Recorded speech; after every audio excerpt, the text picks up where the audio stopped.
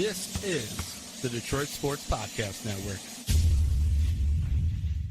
And Doc, as you know, one of our fine partners at the DSP Network is The Athletic, which is premium coverage for passionate Detroit sports fans.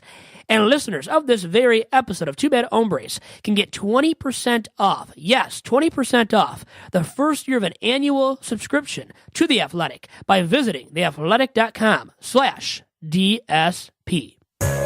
I was trying to get it how I live. I want them dead presidents. I want to pull up, head spin, get it, get fly. I got 6 jobs, I don't get tired. I don't get tired. I don't get tired. Get it, get fly. I got 6 And jobs. we are still not tired on this week's episode of Two Bad Hombres. I am your host, Vito Geronimo Churco, and I am still actually in the studio on the airwaves of working for the DSP Network. I have not been escorted out of the studios yet in Sterling Heights. That's a great thing. And my co-host, my sidekick, my partner in crime is the Doc from Doc and Jack, John Charles Macaroon, who has not escorted me out of the studios yet. John, how are you doing? Vito, always enjoy the conversation. Welcome to the weekend. My goodness, this must be an upgrade from the library. Yes, I'm it is. The fascinated. Southfield Public Library. How did you set that up? Because when I heard that intro last week, great job by you, Joey Isaiah. It was very fascinating. I did listen on the way home. I did listen to your guys' podcast. It was very entertaining. You guys did a good job, good chemistry, and a really entertaining discussion on tanking, realistic. It was fair and balanced. It was very entertaining. I thank those guys for stepping in. Not as well as I would do. Oh, not as well as you could do, obviously. It was great to listen to them talk about their thoughts on Michigan and things like that. So I thank them very much for filling in while I was on vacation. But what was it like recording in a library? Were there a lot of people there at the Southfield Library? Is it a busy place? I haven't been in a library in damn near a couple years at this point in time, right? Well, you don't read books anymore? No, I read magazines. Oh, yeah, what kind of mags? We'll talk about that maybe later on. VIP magazines. I think we know what magazines that you read. GQ, Oh, yes. Maxim. You want to find out about what these men are wearing, their looks, so you can, look the same, right, and wear the same kind of attire, right? Is that kind of stuff. Exactly. So But it was anyways, the public library had a private room, so we could have done whatever we wanted to in that private room, trust me. But there's nobody else around. I mean, really, we had the room to ourselves. The door was locked from the outside. You couldn't get in. Did you ask for it? We went there, and we just got it. You couldn't reserve it ahead of time, so we had to get there early enough in the morning, last Tuesday morning, and it worked out. It worked out beautifully. It was Isaiah, Joey, and I for the Tigers Talk podcast. Isaiah Hull, formerly of 24/7 Sports, joined us for the Two Bad Hombres podcast, and we had a good time. We went for we bantied for an hour plus, hour and 10 minutes. I had to edit some of it as my recorder, I'll tell you the truth, went out at the very end. And I did delete files from the recorder leading up to it, and still because we went so long, and then I recorded Tigers Talk on top of that. So all that added up, it was like an hour and a half of that recorder being used. It had never been used that long, continuously like that. So it was fun. I mean, it worked out. We had the room to ourselves. I mean, for all that time, think about how long we had that room and we used that room for. And nobody gave us a problem. Nobody else tried to get into the room. And there were 2 other private rooms, I think, where you could have gotten into and then used the room. Are there windows? There are windows. You can see what you're doing. So you really couldn't get away with too much hijinks and hilarity. Okay. But yeah. Gotcha. It happened. So you're not going to use the Southfield Public Library as your personal bedroom down the road, huh? I guess I can't. I wish I could have because I got my parents at home, but I can't. Okay. There are gotcha. windows, and you can see. Well, you did a good job while I was on vacation. Real quick recap, as I've talked about it with Adam and Jason. It was a fun time to get away. I appreciate your efforts in helping me get away from the podcast. You did a great job holding it down with the podcast. Putting them up and things like that, hosting your 2 that you do as well. So it was good. I felt comfortable. Obviously, a little bit of headaches, but you would expect that. And I caused the headaches. It's no problem. It's not a problem at all. You would expect it. Nothing usually in my life goes 100% smooth anyway. But real fast, what do you think of my decision to drive down there? 20 hours of driving there and 20 hours driving back. It was weird, too, because what's been going on in my life is, and we'll talk about it later in the podcast, things that I've been thinking about have been showing up in the news in terms of my decisions, things like that. And I'll share unfortunate news regarding the Waffle House situation. But I decided not to fly. Same time frame, a woman gets sucked out of a plane, on a flight from, I think it was New York to Miami or Philly to Miami, a woman unfortunately passed away when an engine blew out, and same time as well, a flight from Michigan to Florida, a tire blew out. So I'm like, man, and both my mom and my sister's flights back, because they came home during inclement weather, were bumpy. And I'm like, man, but it's a long drive, Vito, versus 2 hours of a flight. It is really tough to decide because I'm a nervous flyer. My wife's a nervous driver.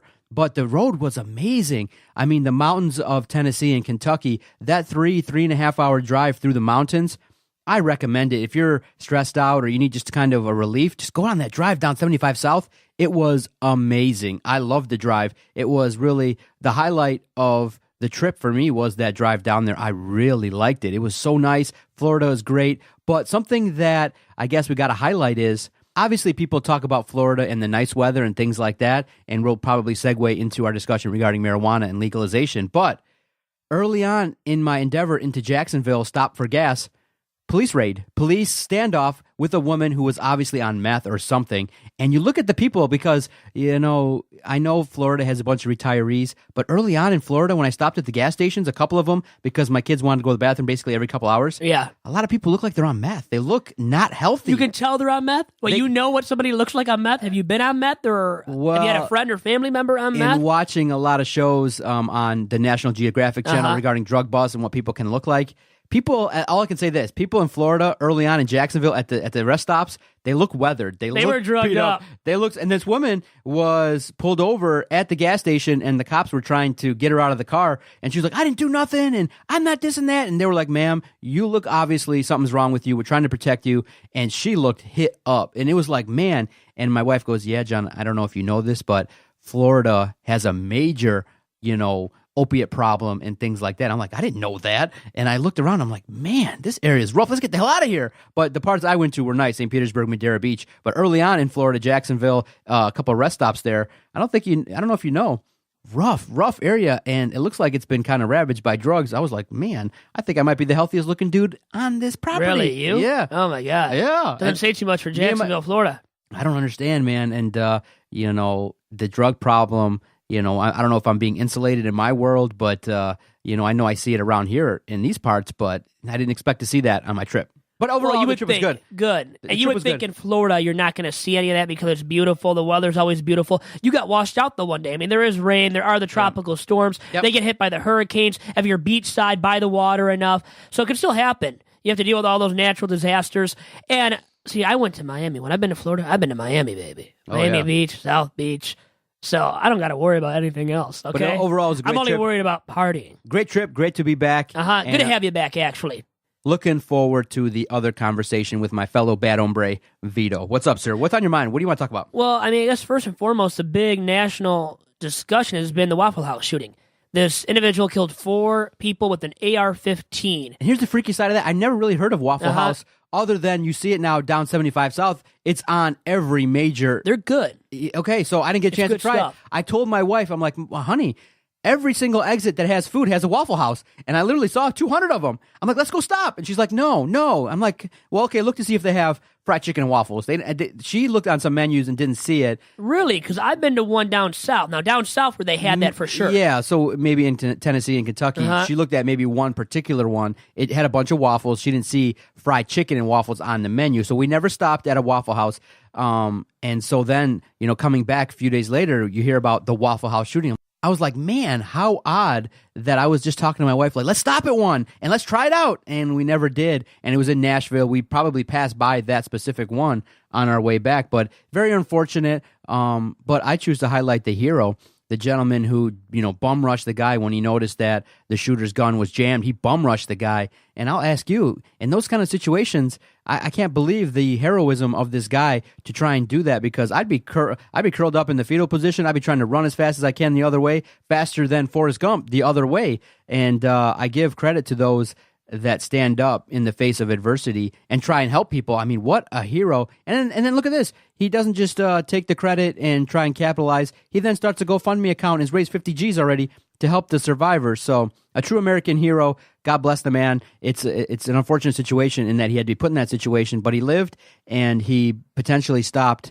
the further catastrophe from taking place. What a hero. I just don't see myself doing it. I'm more of a chicken and more of a runner. I'm running. I'm bolting. Can you run fast enough, though, to get out of there? I think you still might get trampled upon and harmed. Listen, I'm running, man. You would try to run it. I'm not trying to hide under a table. I'm running. And whatever happens, happens. Well, the thing is, I think in that moment, our adrenaline takes over, and I don't think very well. I don't think we can think very well. Don't you think so? And I don't think I would really be the guy that would step up. I mean, look at me. Right. I'm a little person. I mean, maybe, as sad as that sounds, maybe I would step up. I think I wouldn't even have the confidence just to make a move there and to go and face the shooter to try to get rid of the gun, get rid of him, prevent him from shooting and killing more people. That would have been tough for me to act on that too and to prevent that from happening as that individual did, the hero of this event. Yes, what makes him heroic is that he had to stare down the gun. I mean, the gun was pointing down, it was jammed. You don't know what potentially could happen if the guy, tries to wrestle it up or does some things. It's very, very, heroic of him to try and tackle the guy and remove the gun from him. And he actually grabbed the gun and threw it away from him. To take the initiative to make the move. And I guess he did get something there. He started bleeding from something, so he was affected, and not just obviously mentally, but physically. So he did take some harm from it, physical injury, physical ailment, where he got hit by something from the gun, maybe a bullet deflected against, scathed him a little bit. So he left with something, with some damage to him as well. Obviously, for everybody else, it's about the victims and about those that passed away, that lost their lives, those that were even more severely injured. As you know, this hero really wasn't severely injured, but him just taking the step, the initiative to make this act of courage to stop this shooter, this active shooter, from continuing to shoot and continuing to kill people. And the thing is, what he also was helped out by is that this shooter couldn't reload fast enough or something. So because of that, he was able to act and to prevent him from getting off, from firing more shots. So that's what benefited this hero and really made this hero, make this heroic act and to execute this heroic act. What do you make of, and I'm fascinated to get your opinion on, the Toronto police chief kind of talking about the incident that occurred in Toronto, where he said, look, and in both Nashville and Toronto, the perpetrators walked away alive. And I don't know if that's a new wave of trying to keep them alive so that they can garner information and things like that. But the Toronto police chief came out and said, look, here in Toronto, we're well trained and we try our best to solve these issues non-violently. And it caused quite a stir in that a lot of Americans went on the Twitter page and started chirping, saying, look, you know what, this happened there. Maybe you should have taken the step to kill the guy. But it was kind of seemed like maybe a political statement, or maybe a statement of, look, this is how we want to handle these type of severe incidents. We don't want to kill these individuals. And I was conflicted. I was thinking, you know what? In those matters of life and death, when you have somebody that might be a maniac, somebody that's willing to drive over people or do wild things or not in the right mindset of, walking into a Waffle House with no clothes on but a jacket and with an AR-15, it's a fine line of deciding whether you gotta, keep the guy alive or not. And I don't know, it was tough because when I heard him say it, and I'll try to find it and play it, it was a little challenging because I'm like, you know what, in these dire situations, sometimes the use of force might be necessary. Yeah, and you know what? The thing is, I think it's a PR stance that these police departments and officers have to take and take into account. It is that it doesn't look great, though, if they just shoot the shooter. They really can't do that unless the shooter is still firing shots at them, continuing to kill innocent victims. So I think from a PR standpoint, you can't just kill these shooters. If they're active, they're active. You got to shoot at them. You got to try to kill them. And hopefully they do, these guys that are causing harm to others, to innocent lives, and causing these innocent lives to be lost in such a cruel, horrific act. But if they're not still firing shots off from their gun, if they've stopped, if they've been curtailed, taken to the ground by somebody, by a hero or a police officer, well, then they can't shoot at and kill the guy because that would look bad for the police officers. So that's my stance on that. But it's a bigger issue, all of this, moving that to the side, what we just talked about. And it's because this is domestic terrorism. This is something that's happening in this nation, right? And it's not just from somebody that's from ISIS, from outside the nation. So it's not just a foreign individual, an illegal immigrant. It is nothing of that sort here. This guy actually, lives in the U.S., from the U.S., born in the U.S., and committed this act, this cruel, horrific act. And that's why we do have this We truly have a huge issue with domestic terrorism, and this needs to be addressed as much as anything else with ISIS or something of that sort needs to be addressed. Now, I found the video. It's a minute clip, and it just talks. A reporter asked, like, how did you capture the suspect in Toronto without shooting him, without killing him? And here's what he said, and I want to get your reaction. Do you think it was right? Do you think that more police jurisdictions, or maybe do you think it's an attack on officers here in the United States that might be trigger happy and be willing to use force to attack these kind of problems? With that incident, after this incident, after everything that had happened, he said he had a gun. How was he arrested with that incident and not shot? Well, I can tell you it's directly related to the high caliber training that takes place. The officers here are taught to use as little force as possible in any given situation, and I believe that this was captured on video. I just came in from New York City, so I'm still getting briefed as we go on, and I have to come back to give more definitives on looking at this particular footprint that we have occupied and how we can reduce it and have more timelines and also more phone numbers for people to give out so that we can do this right. But through the training, the officer did a fantastic job with respect to utilizing his ability of understanding the circumstance, the environment, and having a peaceful resolution at the end of the day. So I do applaud the men and women involved in this particular investigation and for the scenario and how it played out.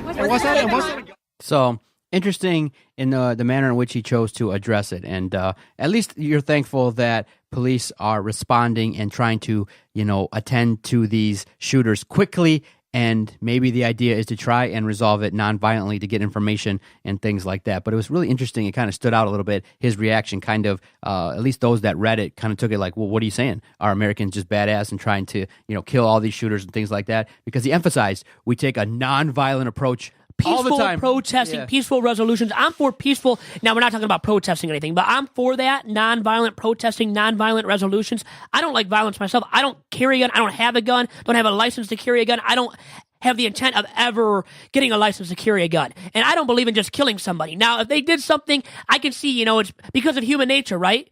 For us, as human beings, I think we think right away, that guy deserves to die. If he killed all these people, innocent victims, right, in a school shooting, wherever it may be, in a Waffle House, well, this person deserves to die, but they still have to be treated a little bit fairly, with some thought, with some consideration. And I think at times we should be able to and have the access to finding out why these people committed these acts.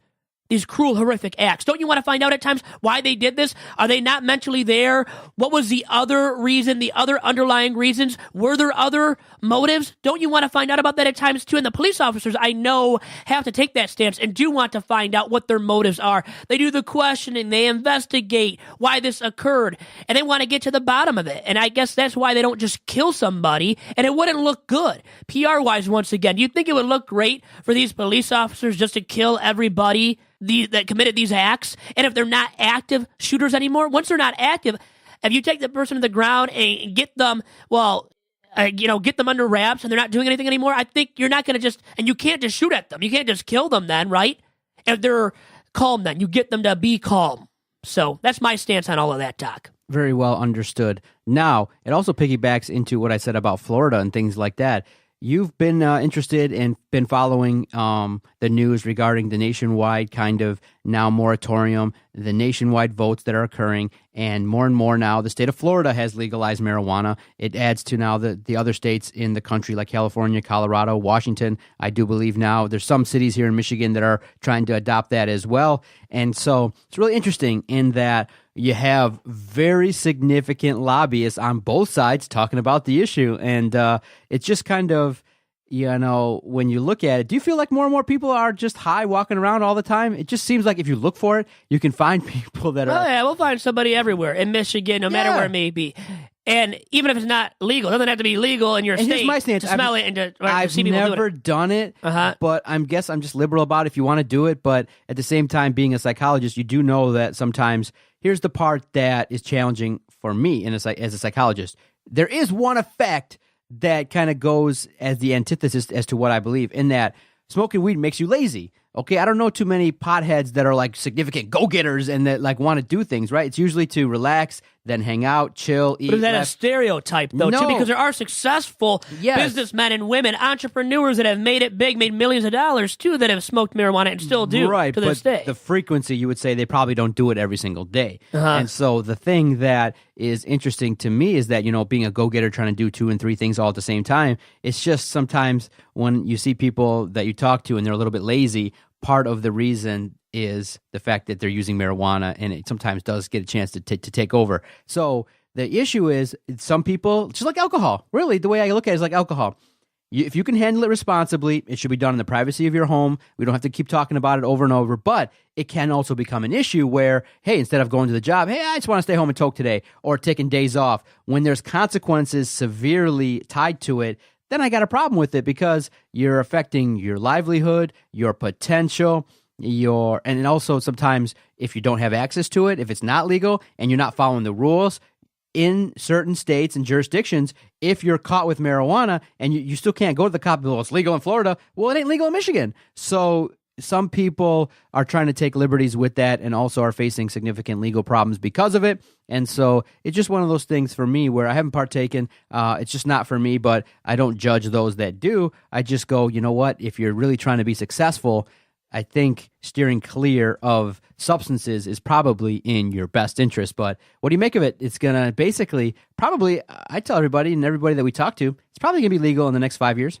Because of the fact that it could stimulate the economy. Isn't that the point, the purpose of this, of making this legal nationwide, is to stimulate the economy? I mean, that's how I view it, and I view it like this, too. If you're handling it in a professional, responsible manner, then you're not going to let it get the best of you and beat you up and, well, just ruin your life and your work life and cause you to be unproductive when you go to work every single day. So I would say, this is coming from a guy, by the way, that's never smoked it. I've never smoked marijuana either. I hate the smell of it. It smells like skunk, right? That's the common terminology of what it smells like. So for me, I don't want to smell it. Don't really ever want to do it. I'm probably never going to do it. I guess there's a slight chance maybe I would smoke and toke one day, but I don't see myself doing it. So I'm not like a huge advocate of consumption of it, of smoking it myself, but I can see why people do it. And when it comes to medical marijuana, I can especially see why they do it. It calms people out. It helps out with their medical issues, their medical ailments. So I would say for them, it makes sense. And for others too, it just calms you out when maybe you deal with a lot of stress, a lot of pressure in your day-to-day life when it comes to your job and other things with your family and friends. And maybe a lot of it gets to you and causes you to stress out on a daily basis. Well, by you smoking marijuana, it eliminates all that stress or curtails it to a high degree and a high enough degree where you can sustain a normal day-to-day work life and be even more productive and effective in your day-to-day work life. So I can see why it is used. I get the reasons why people do toke. And I'm not totally against it. And I can see why also from a financial economic standpoint, it would be good for the economy in terms of stimulating the economy. Okay. So Michigan, you know, it's on the ballot.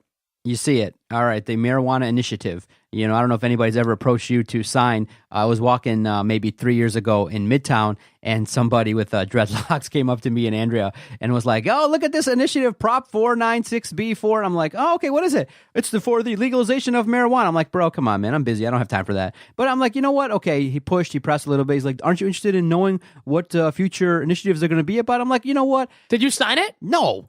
You know, I said, fill me in. What's your stance? And he's like, well, da-da-da-da-da. We feel like people are over-prosecuted and da-da-da-da-da and this and that regarding marijuana and da-da-da-da. I said, okay, very good. Keep up the good work. Keep up the good fight, my brother. And I kept it moving. And it was very interesting. And you hear more and more about it. But, okay, you see it on the initiative. You're going to vote for the doc for City Council of Sterling Heights. Well, I'm voting for myself, not for you. Okay. Well, not vote for you. Could not get myself to do that. And then you see marijuana, legalize it, yes, legalize it, no. What would you vote? Yes, and also because on a serious note, there has been racial inequalities in terms of who's getting thrown into jail, right? Who is it typically that gets caught or gets thrown into jail because of having marijuana on them? Gotcha. It's African Americans, right? It's not the white Caucasian male like you and I. Are they going to put us into jail? Not as frequently, not as often. And then why are these people in jail, and they're using up all the space in our jails, right? And how much money does that cost, right, to house all these people? Makes no sense in that fashion as well. Okay, so you would vote yes. I would vote yes, even though I probably will never smoke it once again. And you know what? Again, regarding the ties of things I think about going on in life, Michael Moore had I don't know if it happened yet, he had a symposium, and you know who he wanted to talk to? He wanted to talk to Americans who've never voted. He put out on his Twitter page, he said, look, the biggest party is not Democrats. The biggest party is not Republicans. It's not independents. It's the 100 or so plus million people who never voted. And he said, I want to gather all these people up and ask you. And I think he was filming a documentary or some kind of informational TV piece where he wanted to know why voters that are registered don't go out and vote. And I saw that. I'm like, oh my God, that's so funny. You a part of that no vote party? Have you ever voted in the election, any presidential election? I've never voted for nothing, period. I've never gone to a poll, ever. I've never. Will you ever go to a poll in your life? Can I get you to go to a poll? Would you go with me if I say, hey, let's go do this? Would you come out with me and vote? Maybe if they make the registering process a little easier, maybe I will. I don't know. I know. Is it hard? I didn't know it was hard. I think maybe when you can, fill out a form when you go to Secretary of State, but I'm only there once every 4 years. Have you ever registered to vote? Once, I think. So you are, well, I wonder how many years go by until you have to register again. I wonder if there's a process like that. So maybe you're not even registered. You don't even know if you're registered anymore. Not even Look at this. We're finding out all this about the doc on this week's episode. It's not news. I've shared it before. And you have talked about it. I didn't know you weren't registered, though. Yeah, I'm a guy that in those hours from 8 to 6, 8 to 7, I better spent working and making some money. Not token on marijuana either, huh? Not token. All right, Vito, let's take our first time out. We'll come back. What do you got going on? What's on your mind for the second half of this podcast? Well, you know what? We've got to talk about a few different things that have popped up that have become more and more relevant as time has gone on. Also potentially drug-related. Not sure yet officially, but a prominent DJ passed away. I know you're interested in that. And some, I don't know, kind of interesting vibe of the podcast, drugs and death. Ugh. Yeah, Verne Troyer, Mini-Me, passed away as well. We'll talk about him. He was like 48. Far too young. He dealt with some physical ailments because of him, himself being a dwarf, but also he dealt with alcohol addiction, that kind of stuff. So a lot of bad stuff too. And we got to talk about a personal issue of mine related to Tinder, which I know you would love to hear about. We'll talk about that, all of that in the second half of this week's Two Bad Hombres. Vito, I want to tell you about our host site, Podomatic.com. When Adam and I first started this project, we were looking for a great place to host all of our recorded audio. And thank goodness we found Podomatic. Why do we use them? We have great verbal warfare, great sports debates, great interviews. Earlier this week on Tigers Talk, we had Dan Dickerson breaking down the Detroit Tigers. When we do these great interviews and podcasts, you got to have a great host site so that when we share links, people can listen to it. It's always great to hear you say, can't wait to share the link with you, Dan. Can't wait to share the link with you, Thomas Hitman Hearns. And then when they go to push the button, boom, our audio plays. Imagine if we sent bad links out. Oh my goodness, how embarrassing that would be. We'd never have guests. Would be highly embarrassing too. Nobody would want to come on these airwaves, right? So if you're looking to start a brand new podcast, you want great guests, and you want to reach the level of success as the Detroit Sports Podcast Network, look, our very own Vito, jumping off to 8-9 other projects based off of the network. So if you want to reach that level of success, John, Adam, Vito, Steve, Jason, we're all going to recommend one host site alone, Podomatic.com.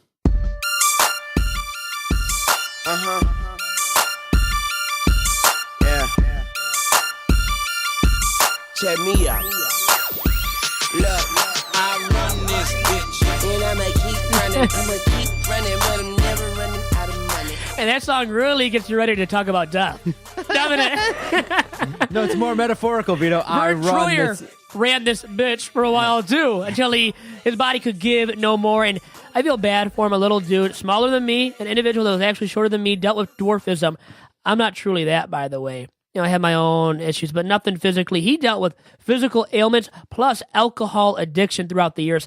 And once again, really, I think it just comes down to his body could give no more, even though he was only 49. I mean, before 50, he passed away. And any word on if it was health-related or if it was something that he was been battling for a while? I haven't heard much news from Mini-Me. It was unfortunate.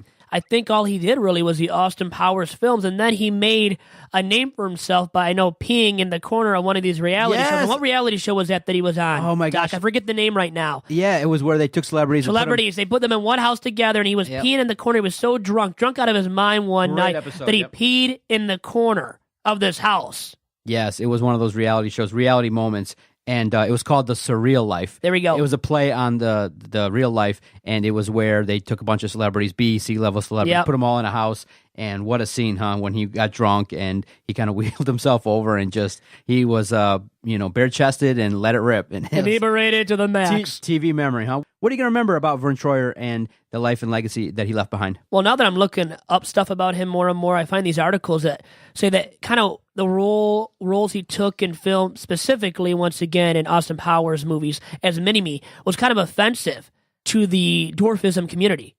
And actually did it some damage, hurt the credibility, the reputation of the dwarfism community. And dwarves have lost respect from others because of the role he played as Mini-Me when he was this ultra-aggressive dude, not the most highly intellectual dude. And because of that, I guess the dwarfism community has taken some hits. See, I don't know. I think that's reading too much into it and being a little bit too offended. And this is coming from a little person. Once again, I'm not a dwarf. But still, I don't feel like... It's offensive. I mean, he played a role. He was willing to take the role. Once again, he took the role, right? Nobody had a gun to his head and forced him to take the role. Right. And guess what? When you're a little person, like I know for myself, what are they going to have you do? They're going to have you do something that might be a little bit offensive. But then you look at Peter Dinklage from Game of Thrones.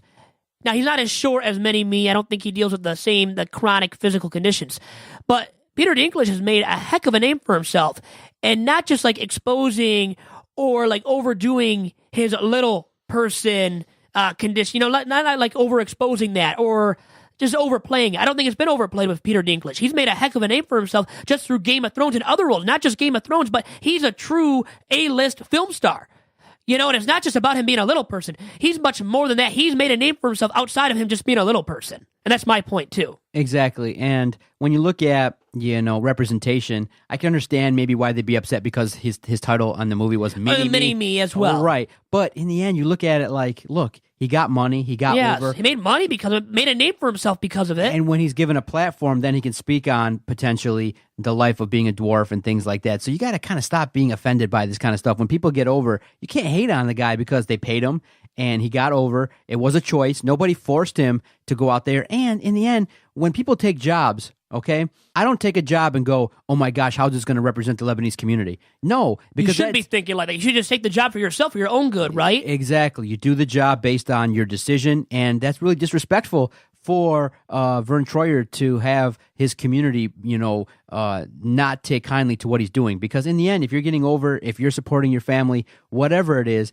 not everything is a representation of the entire community. You should be proud that, he's being highlighted and things like that. And it just goes to show you that when these groups take offense to how others are being represented, it's none of your business. In the end, Verne Troyer probably would logistically take a piss on all those guys and say, look, you know what? Mind your own business. I got a check. It's my business. Don't hate on me for handling my business. And in the end, he wasn't representing dwarfs in the movie. He was representing a character. And himself, doing it for himself, for his own benefit, for his, family's benefit too, right? It wasn't about doing something for dwarfs. Like if I get a role one day, am I doing it for the little people? I mean, maybe I want to support them and help garner attention for little people out there. But the thing is, if I take a role one day, even I would say on the other end, even if the little people community, went and said, "Wow, congratulations! Look at what he's doing!" Right? They embrace me, maybe, right? No, I would say, look. Don't view Vito as a little guy. Look, I don't go, Vito, you're the greatest little guy podcaster in Michigan. I go, no, you're one of the great podcasters in Michigan. I don't have to put a label other than what you're doing. I don't go, man, Vito, you're really one of the great little writers in Michigan at the Free Press. I don't come up as offensive anyways. Like, I wouldn't like that. I don't want that reputation. So you want to be known as that? You're the best little guy podcaster? I was saying, that sounds weird, right? Yeah, who wants that? You're just a podcaster, period. And that's all I view you as. You're just a guy trying to get over at any means necessary. And who can hate you for that? I mean, seriously. So it's one of those things where the haters can be pushed aside. God rest his soul. He lived a good life, left a good legacy. It just sucks that maybe potentially that when he got to fame, it's hard to handle. It is. And I think it really segues into the death of Avicii. Yes. In that, I wanted to talk to you when you kind of had put out that you wanted to talk about his death. And when I saw it, now, I didn't know that he was the artist behind the Wake Me Up song and things like that. So when I heard it, I'm like, wow, what a bold voice. But psychologically, it plays right into what I understand in that when you are 22 and 23 years old and you're making millions every weekend, psychologically, sometimes you're not ready to handle that. And that's why when you have everything in the world handed to you based on your efforts and based on, your success and hard work, when you get that level of success at 22, and the whole world is at your feet, sometimes excess happens. And that's why I do believe that when you're 22, 23 years old, you got to have a mentor that's in his 40s, 50s watching over you to make sure that you're not partying too much, that you're not taking every drug that's offered, that you're not having sex with every single woman that offers, because of the fact that that life is not healthy. You can do it. Everybody dreams of it. And we maybe can do it. Yeah, do it a little bit, but not. It's something that affects me in that you see on Instagram, there's a lot of people that take photos in all these lavish clubs and places, and they're getting paid for it. But then they don't really sometimes see the influence on other people, which is that others that have no business thinking that they can do those things are trying to do that. And that's not what realistic life is about. Now, some women are attractive enough that they can be hired to be models and take pictures all over the world.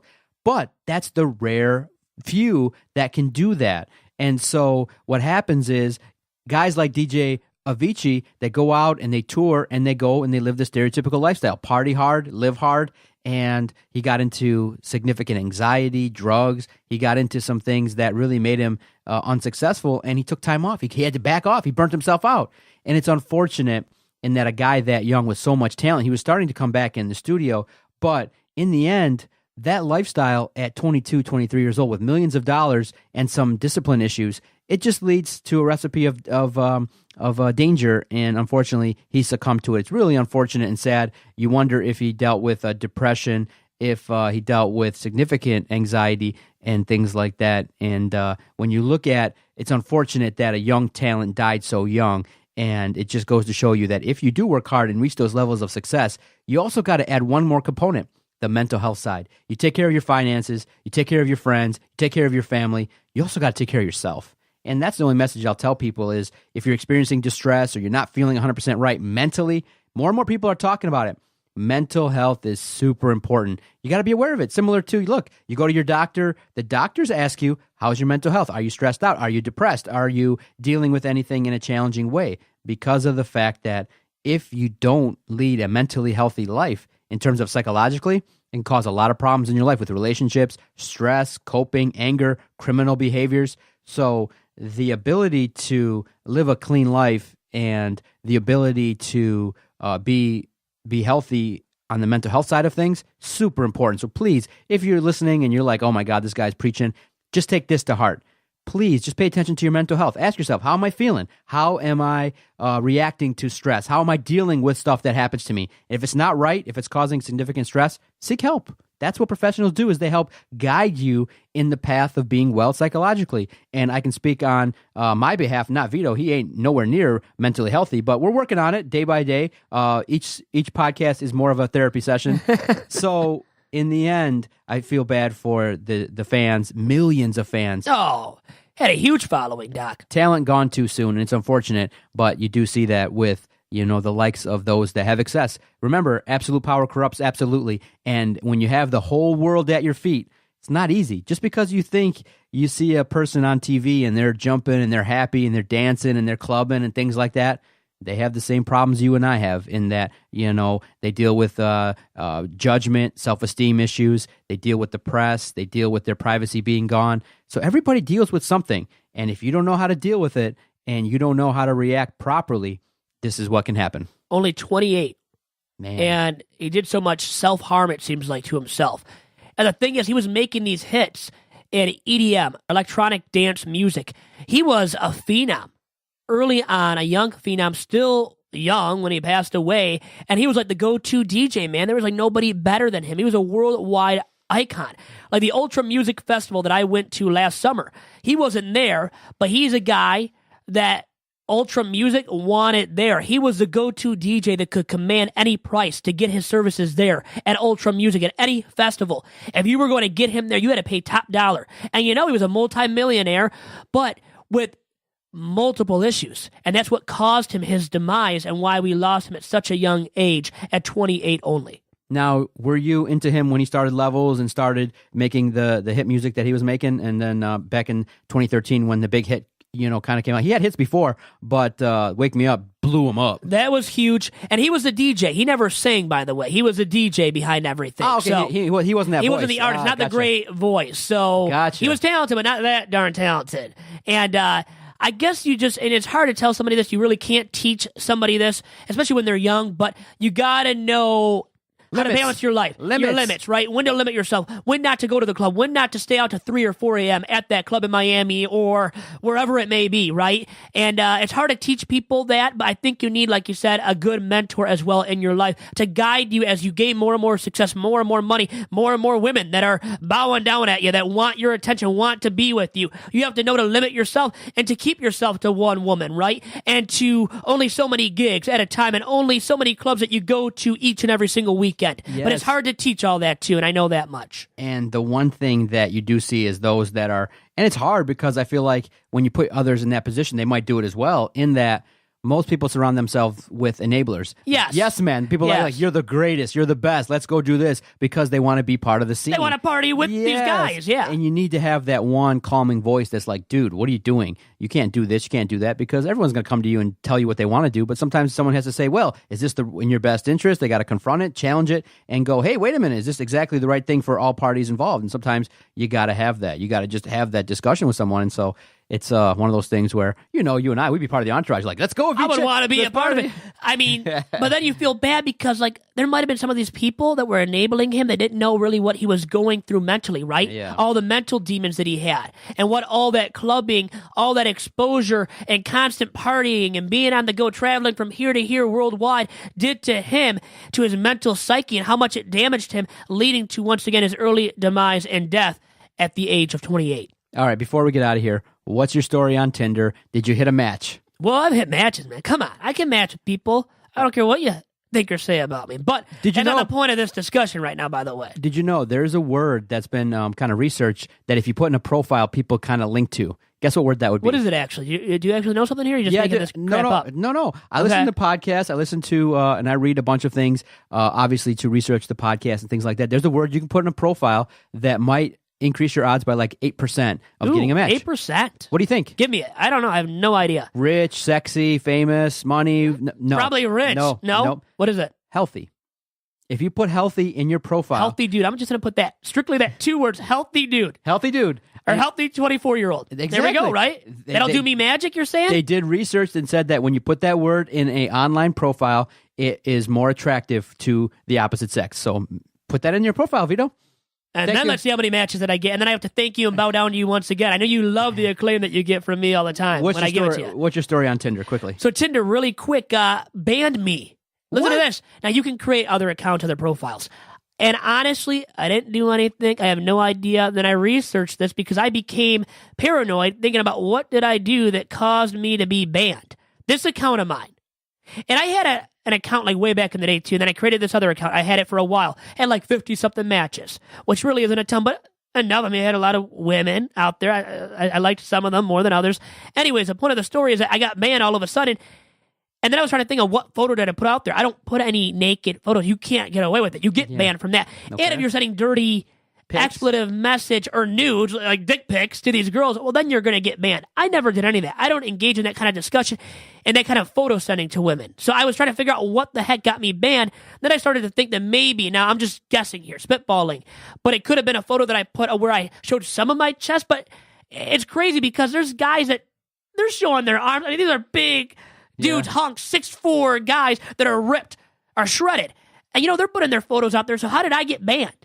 It was really weird, Doc. But honestly, I didn't do anything. And I think you trust me. I'm not that type of guy. I didn't do anything to get myself banned. But then I saw other stories where people were trying to figure out why they got banned and couldn't figure it out. And they would message Tinder and try to figure out, hey, what did I do and how do I get my account back? But nobody can get their account back. So it wasn't even worth that for me. So you just created another one. So it wasn't that bad of a thing because I created another one.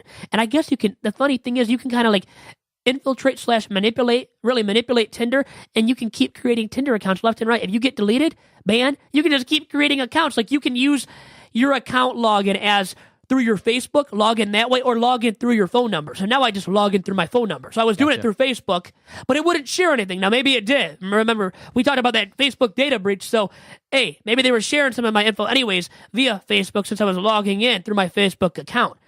But yeah, now I set one up through my phone number and I should be all right. I've gotten a couple of matches. I've only been on there for a couple of days since I actually created the new account.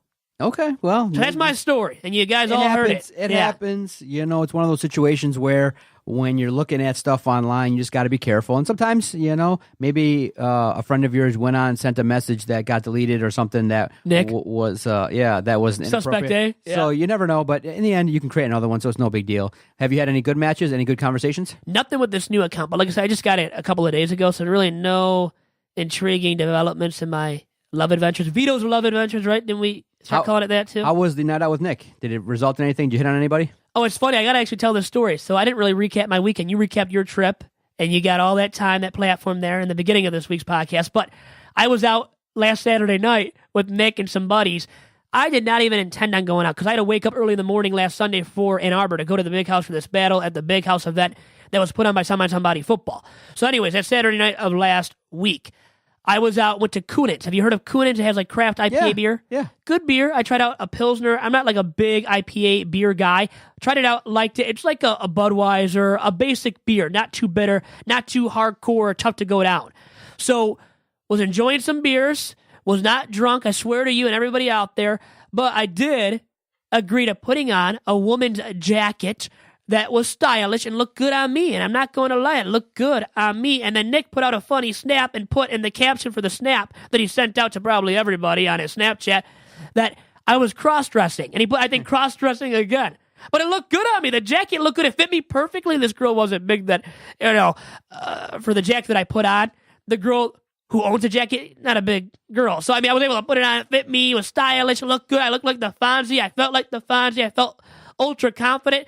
But I guess it wasn't a man's jacket, and should have known that, but I didn't care. Honestly, I knew it. I'm not going to say I should have known that. I knew it. I didn't care. It looked good. I looked sexy. I looked appealing, highly appealing, and I was ultra confident, even though it was a woman's jacket. Okay, Vito. Yeah, you and your boys are looking for new and entertaining ways of trying to get over, and that's not for me. I'm not into that kind of stuff. Not for me. But you're not into cross-dressing, you're saying? No, I'm not into cross-dressing. Okay. I have not. It's Fair just enough. Yeah, exactly. I gotta go. Yeah. All right, when you see that happening, you got to go, really. You would just get up out of the bar as soon as possible, right? Jesus Christ. Yeah, get the hell out of there. I don't blame you. All right, let's get out of here, Vito. Great recording of Two Bad Hombres. Enjoyed catching up with you. Yep, I'm not going to escort you out. Why would I do that? You're the moneymaker here on the network. You're testy, and you're a I can diva. be testy a little bit. You're maybe taking this diva Am I a thing- diva now? I think Steve Chimenti created it. Now I am really a diva. I wasn't before, was I? Before Steve started bringing it up? But now I've maybe become you're a one diva. because of Steve tweeting, out stuff about it. No, it's good. Always check for Vito. Follow him on Twitter at Vito Jerome. He just passed 1,000 followers. I do believe greatly largely due to the impact of the network. It Would was you the give- impact of the dog. Let me bow down to him really quick. I did notice you were at 999 for a minute. And I Uh-huh. said, hey, let's put Vito over. And anything I can do to help within reason, Vito. You know Thank I you. got your back. Great times. Let's get out of here. Doc is the guy that can get you over the hump when you need it. Doc, thank you much, and adios to everybody out there. We'll talk to you again next Saturday. Bye-bye. It's